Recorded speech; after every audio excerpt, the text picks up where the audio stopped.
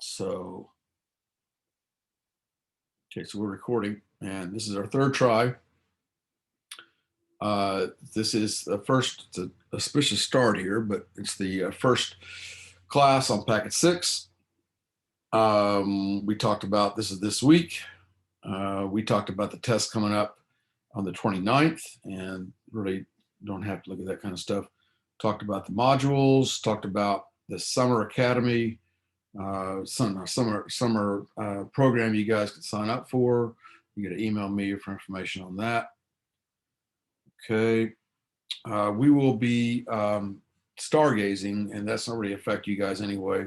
That's how we go around and give stamps. So it's 120 points worth of stamps this time.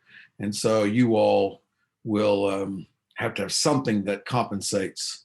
So it'll be probably you turning in assignments again for like 40 points each. I mean, very high value assignments to make up for all these points they're getting on stamps.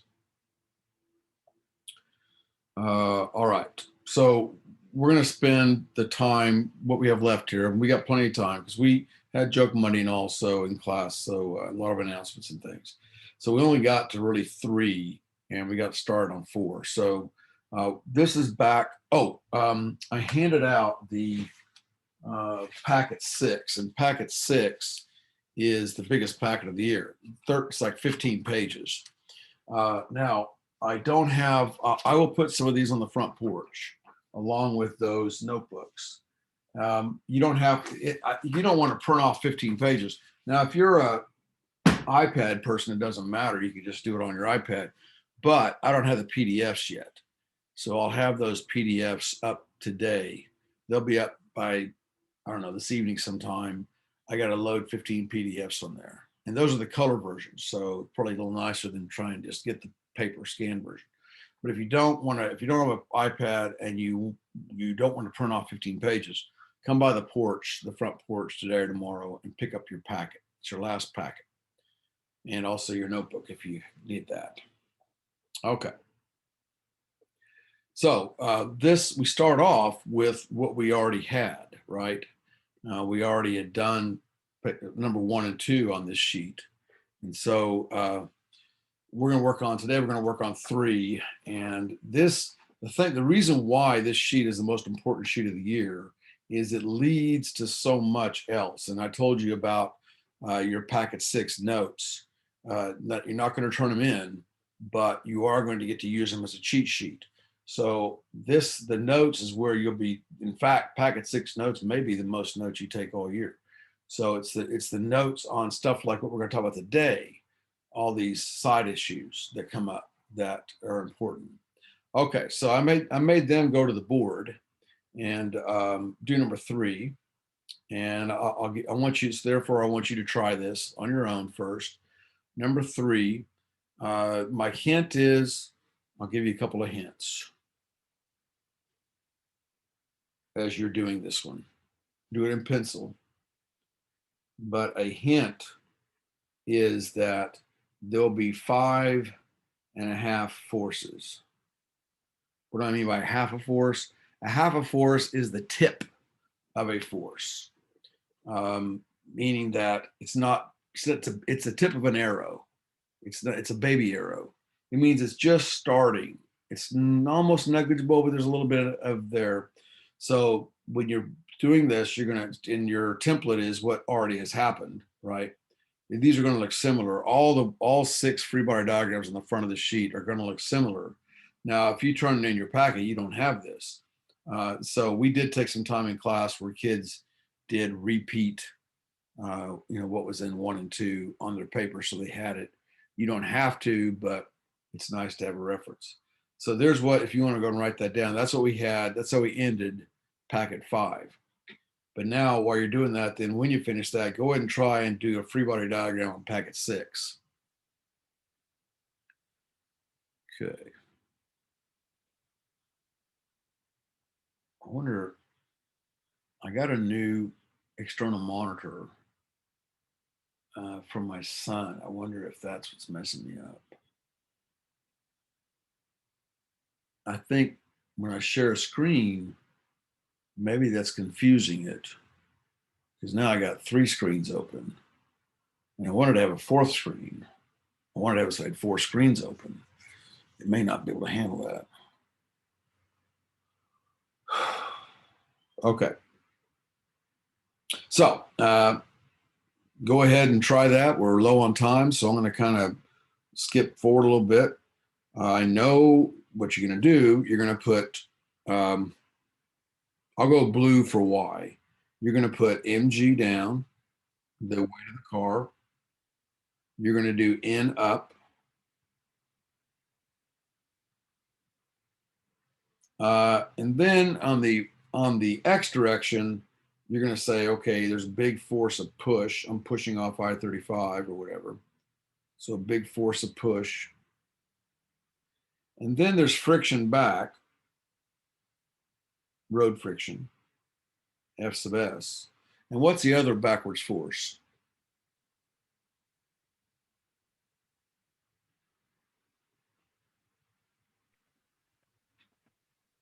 What's the other There's back? like half an arrow for air resistance. Except the half an arrow. Well, the air resistance, believe it or not, okay, because of this. Because this is the formula for air drag, right? I've shown it to you a few times. But RA is 1/2 d rho a v squared. So the velocity, that is square, v2, v squared.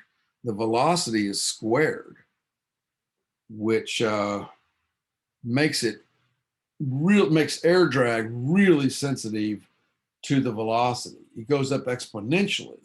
So air drag is huge. And at about 50 miles an hour, 50, air drag, this is a typical, this is a generic car. I'm not saying it's a Lamborghini, okay, which is a generic sedan. Its air drag and the road friction are about the same. When you get above 50, then air drag starts to dominate. So RA is actually a fairly dominant backwards arrow. Well, that's 5 arrows. That's 4. One, I can count here. Yeah, it's 4. I need one more. What's Would the half? Would there be a force of lift at that speed? And that's the baby lift. It's a half. It's just a tip of an arrow, kind of like on last week on Wednesday we gave it a tip there, or was it Tuesday? This is a tip of the arrow back up, which means it's not even. I mean, you're saying it's there, but I wouldn't even necessarily include it. It's really small still, but it's starting to grow. You're saying that there's going to be some lift going on, and that depends on the nature of the car.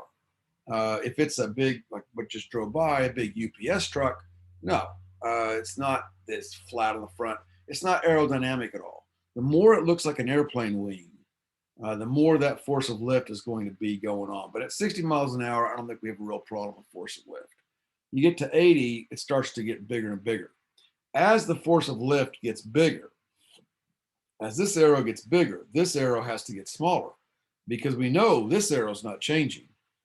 The mass of the car and the gravity is not going to change. So that downward arrow stays the same. So if a baby arrow starts to grow, normal force has to get smaller. And that makes sense because normal force is the contact force between the road and the car. And so, yeah, you get that contact force down to 0 and the car lifts off the ground. At that point, lift takes over. Okay, so this led to a long discussion. Hold on a minute. Let's go ahead and finish this up first. Then we'll come back and talk about this lift and what's going on with lift. Write the equation now. So now I'll give you a minute and write in the X direction, write Newton's second law equation. Okay, and go. Newton's second law equation for the X. Symbols only.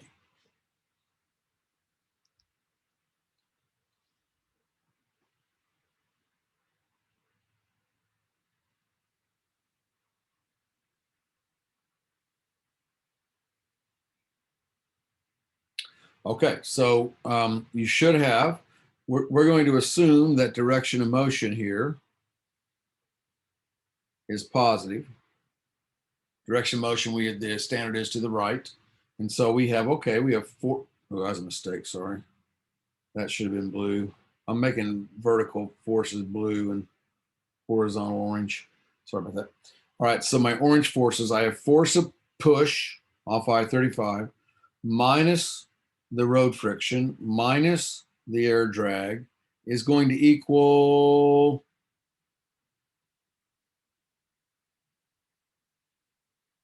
MAX. true, but there's a better answer. It's going to equal, hint, hint, hint, hint, hint, cruise control. What does that mean? What's cruise control mean? It's in a constant velocity Constant or velocity. speed. So therefore it equals, I agree, it equals MAX, but we can be more specific than that. Just MV or just M? No, never mind. But velocity is not changing. So what's the acceleration? If velocity is not changing. 0. Mm-hmm. So if you say equals MAX and it's worth 20 points, you'd lose a couple, okay? If it's worth 10, you lose 1 point. Because yes, what you said was not false, but you could have been more accurate. So it equals 0 because you're going to use that to solve the problem, you know? Okay, well, in the few minutes we have left, I'm going to start talking about lift a little bit. This idea of lift, because it's a big concept in physics.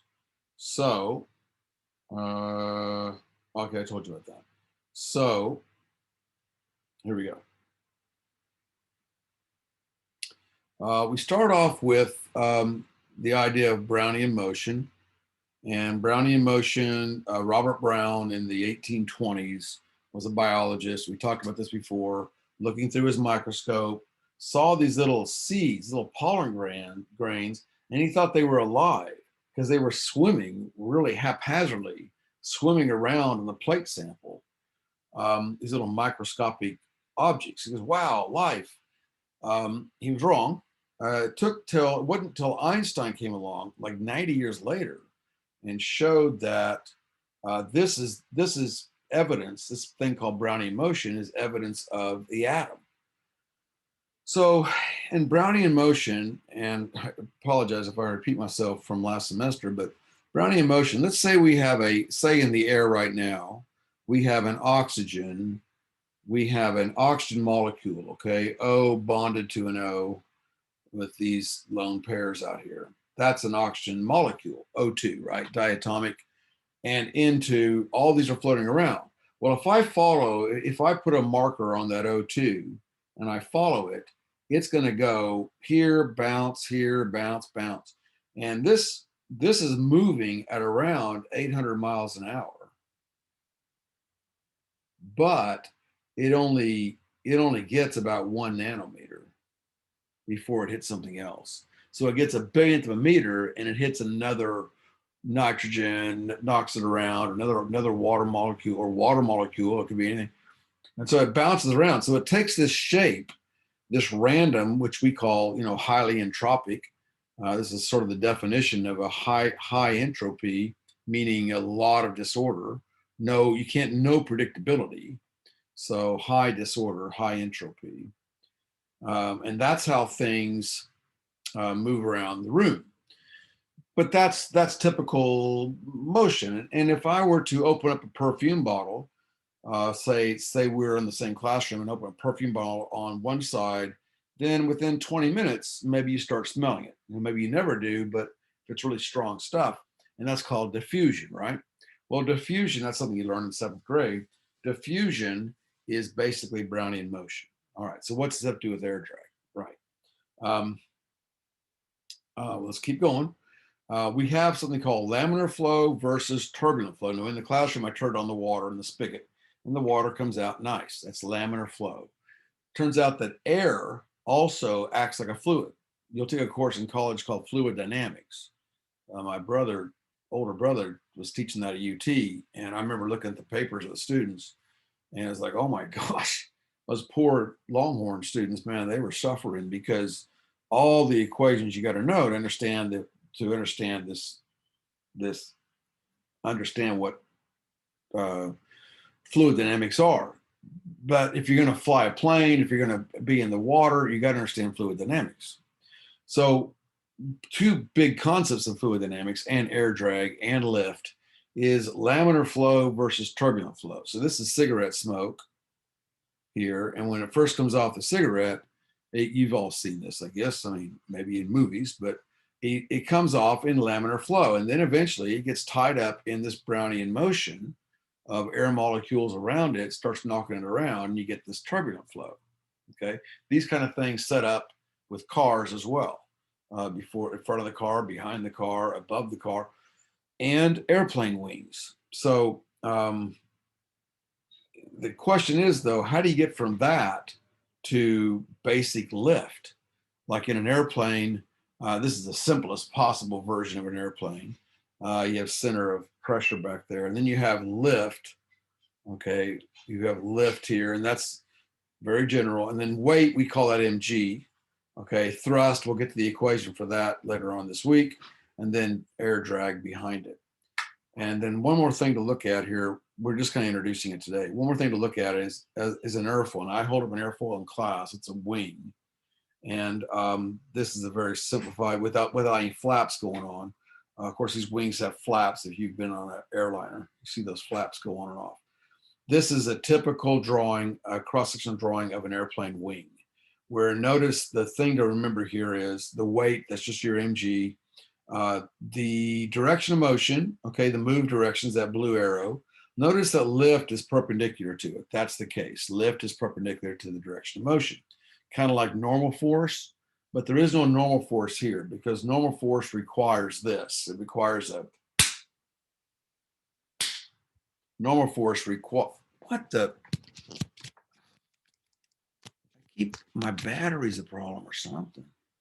I'm about to go out again. Sorry, it's plugged in. I don't understand.